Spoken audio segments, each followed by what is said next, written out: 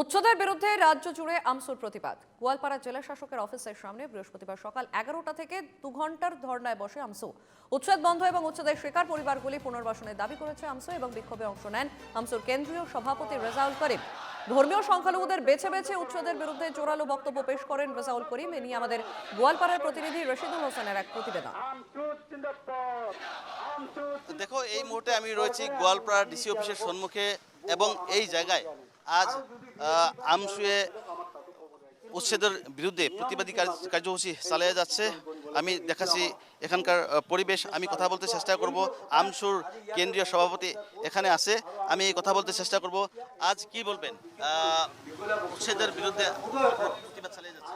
দেখেন, আসামের মুখ্যমন্ত্রী যখন হিমন্ত বিশ্ব শর্মা গাদিতে এসেছে তখন থেকে আসামের ধর্মীয় সংখ্যালঘুর উপরে যে হেনস্থা করা হচ্ছে, এটা অমানবীয় হেনস্থা করা হচ্ছে।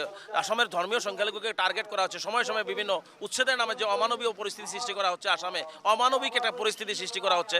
হিমন্ত বিশ্ব শর্মা যখনই মুখ্যমন্ত্রী হিসাবে এখানে বিফল হয়, যেখানে কামকাজে সফল হতেছে না, তখনই সাম্প্রদায়িক কথাবার্তাগুলো আনে, তখনই টার্গেট করে নেয় আসামের সর্বসাধারণ নিরীহ গরিব যারা ধর্মীয় সংখ্যালঘু তাদেরকে টার্গেট করে নেয়। আর তার টার্গেট করে নিয়ে তাদেরকে উচ্ছেদ করা হয়।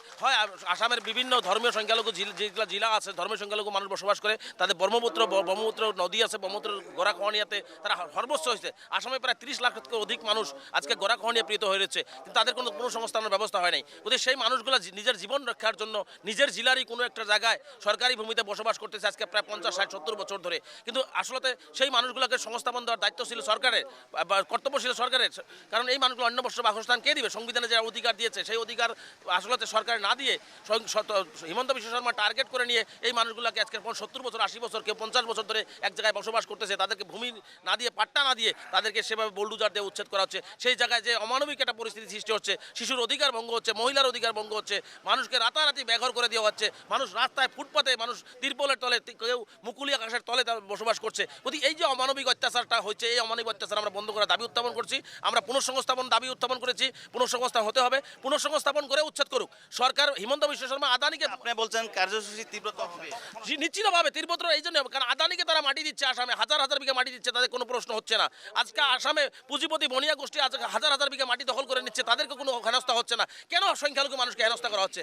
আসামের মুখ্যমন্ত্রী হেমন্ত বিশ্ব শর্মা যদি আসামের সংখ্যালঘু মানুষকে থাকতে দিতে না চায়, তাহলে বলে দেখ না যে আসামের সংখ্যালঘু মানুষকে আমি থাকতে দিব না। আসামের সংখ্যালঘু মানুষ আমরা বুকু পাইতে দিব, গুলি করে মারি দেব, শান্তিতে থাকতে পারবো আমরা।